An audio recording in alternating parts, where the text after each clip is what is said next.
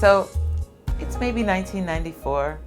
I've been living with Sheila, this woman Sheila, for about a year at this point, and we were sitting on the couch one evening watching, it was a big wedding of some kind. She seemed kind of down. I was like, Sheila, what's the matter? She goes, you know, I always had this dream about getting married and it just will never happen. And I'm kind of depressed about the fact that it will never happen.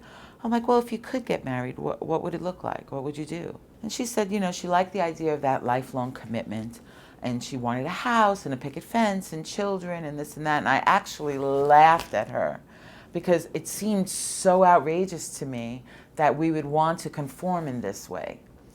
But she was really serious, and I think she was actually quite offended that I found it so comical. A couple of days went by, and I approached the subject with her again. I was like, did you really mean what you said about getting married? Because, you know, if having a wedding really meant something to you, we could have a wedding. I mean, it wouldn't have any legal significance, but we could have a wedding. And she was like, really? You would do that? And I'm like, yeah, we'll do it, but, you know, we're not going to have any more the day after it than we had the day before. But I would really love to have that public commitment, she said. Okay, let's have a wedding. I've been an activist for a long time, and something happens to me when I feel an issue coming on that I need to work on, and I get like this burning thought process going, and after a couple days I really couldn't think about anything else about why it was that we couldn't get legally married.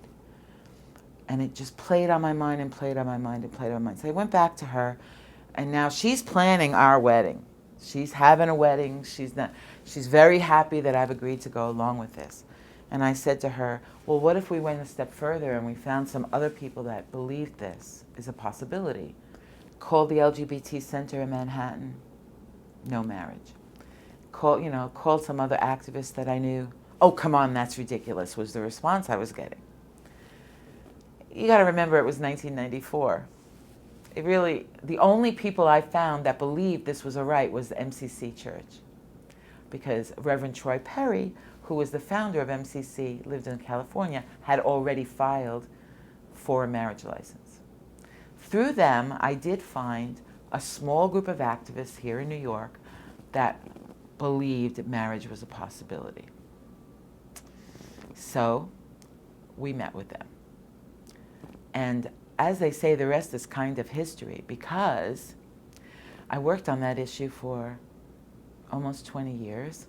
I was the board president of Marriage Equality USA for maybe 10 of the 17 years that I worked on the issue.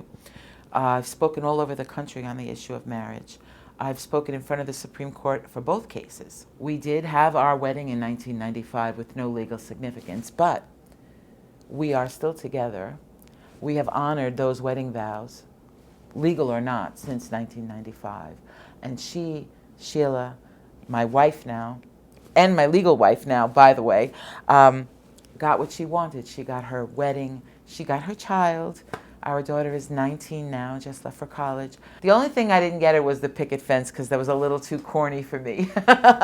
So we skipped the picket fence. But we made a dream come true. People that know me and know the amount of marriage work I did would probably find it unreasonable that I was the one that took it comically in the beginning, because I wound up speaking all over the country about the right to marry. There are over 1,300 things you can only have with a marriage license. And once I found that little fact out, I had a burning desire to continue that. So we are still married. It doesn't only take a legal license to make a commitment. I know that now. And it's all turned out well, so.